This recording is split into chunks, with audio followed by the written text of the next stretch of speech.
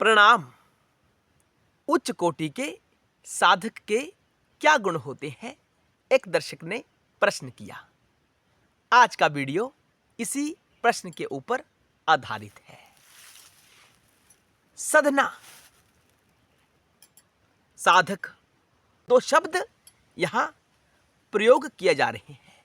साधना यानी पूर्ण होना, पूर्ण होने के लिए किया गया अभ्यास साधना कहलाता है।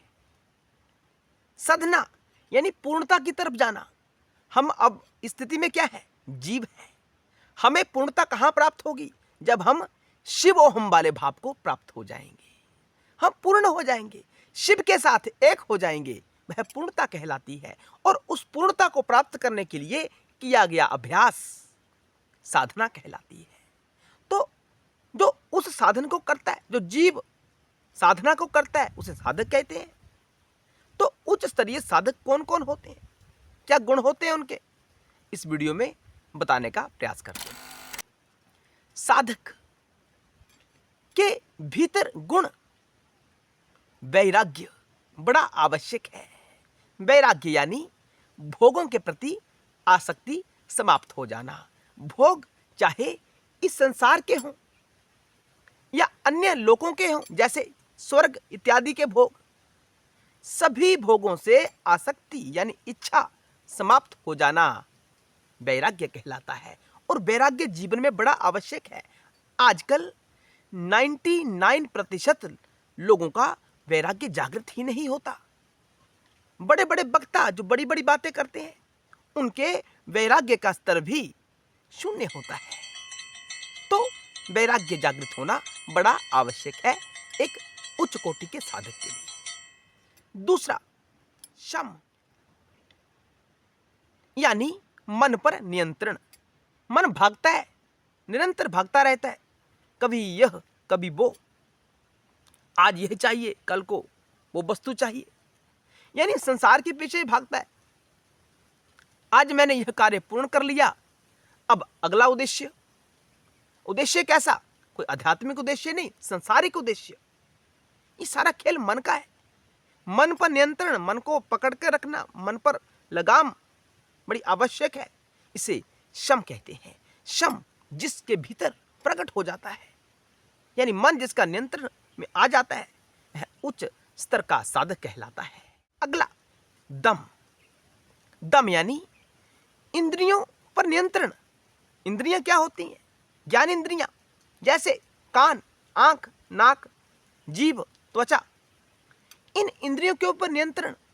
यही इंद्रियां ज्ञान प्राप्त करती हैं। कान सुनते हैं, कान कुछ चटपटा सुनना चाहता है, कुछ संसारिक सुनना चाहता है, फिल्मी संगीत सुनना चाहता है। कान ज्ञान अर्जित करता है। आंखें कुछ संसारिक दृश्य देखना चाहता है, जो अध्यात्म की दृष्टि से सही नहीं है, आंख उसे देखना चाहती है।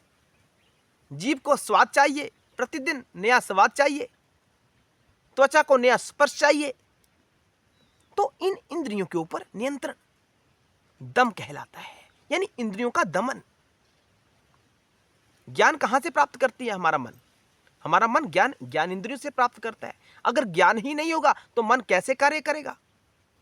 मन कैसे भटकेगा? यह ज्ञान प्राप्त करता है, जो ज्ञान भीतर भर जाता है, उसी ज्ञान को पुनः ऊपर उठा देता है और वही हमारा कार्य बन जाता है, हमारा कर्म बन जाता है।